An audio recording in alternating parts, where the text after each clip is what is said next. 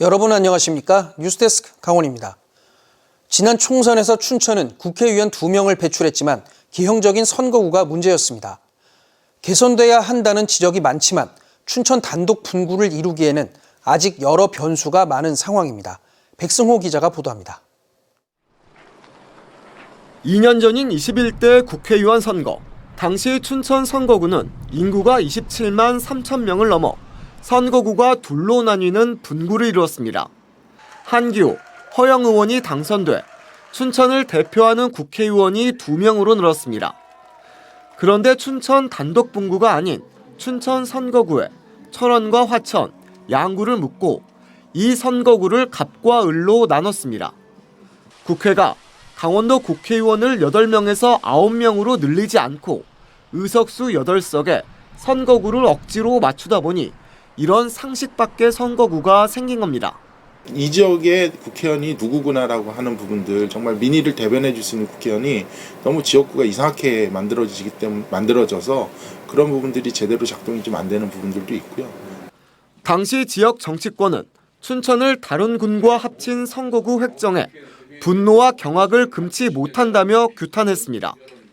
당선된 국회의원들도 선거구 정상화를 우선 과제로 꼽았지만 총선이 끝난 뒤 흐지부지되며 별다른 진척이 없었습니다. 다음 국회의원 선거는 2024년 4월입니다. 아직 시간이 많이 남아있지만 제대로 된 선거구를 만들려면 지금부터 심도 있는 논의가 필요해 보입니다. 국회의원 선거구 획정위는 이미 출범돼 있습니다. 내년 3월 10일까지 획정안을 마련해 국회에 제출해야 합니다. 하지만 춘천 단독 분구를 예측하기에는 변수가 워낙 많습니다. 선거구 논의에 중대선거구제와 권역별 비례대표제 등이 포함돼 선거구 제도 자체가 변할 수도 있습니다. 춘천 자체 분구나 이런 것들은 꼭 해내야 되는 그 과제이지만은 앞으로 예측을 할 수가 없을 것 같습니다. 중대선거구제로 가면은 사실상은 분구라는 게 의미가 없어집니다.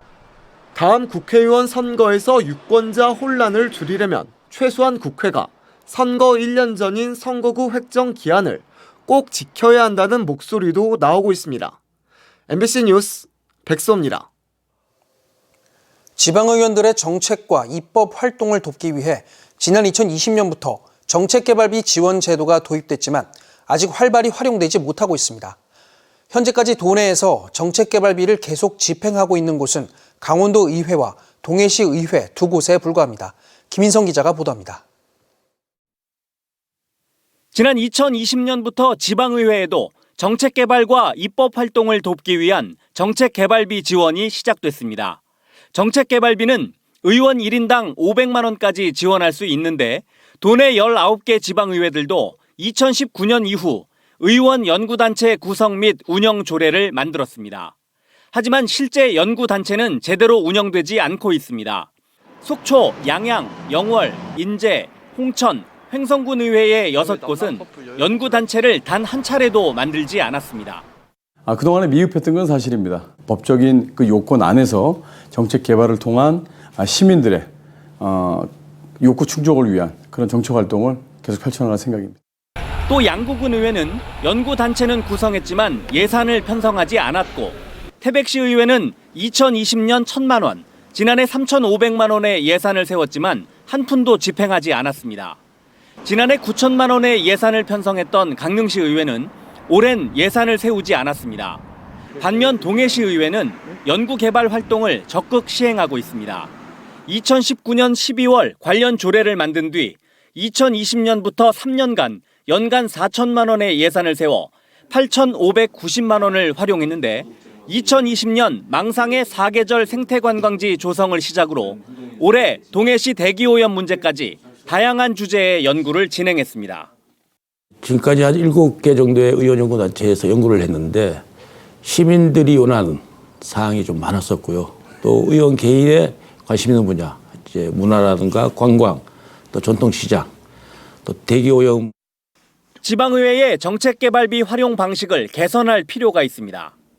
정책개발비를 적극적으로 활용하는 지방의회들은 사실 지역에 필요한 정책들이 많이 연구가 되고 있거든요. 정책개발비를 적극적으로 활용해서 지역의 정책과 입법을 수립하는 데 도움을 받기를. 지역별 중요 의제를 발굴하고 지역민들에게 도움될 정책을 개발하라는 취지로 도입된 제도를 정작 지방의회가 활용하지 못하는 건 아닌지 점검할 필요가 있습니다. MBC 뉴스 김인성입니다. 강원도 여야가 중도개발공사 회생 신청을 두고 공방을 이어갔습니다. 더불어민주당 강원도당은 강원도가 중도개발공사 회생 신청 철회 방침을 일환으로 도의회에 보고했다며 나라 전체를 금융위기로 몰아넣은 김진태 각본, 김진태 연출의 초라한 결과가 아닐 수 없다고 비판했습니다. 이에 대해 국민의힘 강원도당은 민주당은 오로지 비판을 위한 비판과 도정 발목 잡기에 혈안이 돼 있지만 국민의힘과 김진태 도정은 최선의 대안을 도출하기 위해 고뇌하고 있다고 맞섰습니다. 지난해 3월 원주의 한 요양병원에 불이 나게 한 공사 관계자에게 업무상 실화 혐의로 금고형이 선고됐습니다. 춘천지법 원주지원은 건물 배관 절단 작업 중 발생한 불씨로 25억 4천만 원 상당의 재산 피해를 낸 혐의로 공사업체 안전관리 책임자에게 금고 8호를 선고하고 법정 구속했습니다. 또 이 업체에 고용된 일용직 근로자는 금고 6월에 집행유예 2년을 선고했습니다. 재판부는 피고인들의 부주의가 자칫 대형 인명피해로 이어질 수 있었던 점 등을 고려하면 죄질이 무겁다고 판시했습니다. 당시 화재로 입원 환자 등 130여 명이 대피했으며 소방대원 1명이 다쳤습니다. 어제까지 나흘째 도내에서 1000명대 확진자가 발생한 가운데 오늘은 오후 6시 기준으로 980명이 확진됐습니다. 시군별로는 춘천 263명, 원주 219명, 강릉 89명, 속초 50명, 인제와 홍천 각각 48명 등으로 누적 확진자는 82만 5천 명을 넘겼습니다. 병상 가동률은 50.9%로 하루 전보다 6.2%포인트 높아져 114개 병상 가운데 63개 병상이 남아 있습니다. 휴일인 오늘 도내에서는 크고 작은 사건 사고가 이어졌습니다. 정선 소방서는 오늘 오전 9시 20분쯤 정선군 신동읍 동강 일원에서 40대 남성이 숨진 채 발견됐다고 밝혔습니다. 경찰과 소방당국은 정확한 사망 경위를 조사하고 있습니다. 오전 11시 15분쯤에는 태백시 황지 자유시장 인근에서 2.5톤 화물 차량이 전복되는 사고가 발생해 운전자가 다쳐 인근 병원에서 치료를 받고 있습니다. 경찰은 정확한 사고 경위를 조사하고 있습니다. 건조한 날씨가 이어지면서 지난 9일부터 사흘째 강원 경북 동해안에 산불 재난 국가위기경보가 발령 중입니다. 산불 위기경보 주의 단계는 산불 위험 지수가 51 이상인 지역이 70%를 넘는 등 산불 발생 위험이 커질 것으로 예상될 때 발령됩니다. 산불 위기경보 주의 단계 발령으로 강원과 경북 지역에는 산불 진화 헬기 40대가 집중적으로 배치됐습니다. 한편 속초와 고성, 양양 등 동해안 북부 지역에는 지난달 29일부터 13일째 건조특보가 발효 중입니다. 강원도교육청이 일반고 84곳을 대상으로 내일부터 15일 사이 개인별 수능 성적을 취합해 오는 20일 결과를 발표할 예정입니다. 국어, 영어, 수학 3개 영역 100분위 평균과 등급별 비율, 최저 등급 미달 현황과 시기, 대학별 합격 현황 등입니다. 강원도교육청은 서열화 조장이 우려되는 학교, 지역별 비교는 없을 것이며 진학 지원 종합 체계를 구축하기 위한 자료로 학생들의 수능 성적은 꼭 필요하다고 밝혔습니다.